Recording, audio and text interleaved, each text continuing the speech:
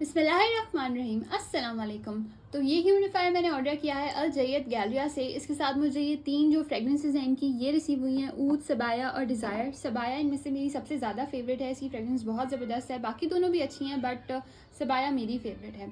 अच्छा, ह्यूमिडिफायर जो है वो हमें काफ़ी चीज़ों में फ़ायदा पहुँचाता है। एक तो फ़र्स्ट ऑफ़ ऑल आपके रूम का जो एम्बियंस है ना उसको बहुत ज़बरदस्त कर देता है ह्यूमिडिफायर।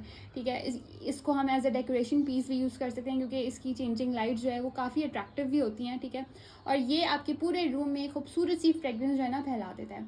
बट इसके on the other hand medical फ़ायदे भी बहुत ज़्यादा हैं। जैसे कोई एलर्जिक पर्सन हो लाइक मी, तो वो इसको जो है एलर्जी में भी फ़ायदा करेगी। ठीक है, और ड्राइनेस वगैरह आपका इस तरीके का कोई भी इशू है तो उसमें भी आपको बहुत फ़ायदा पहुँचाती है।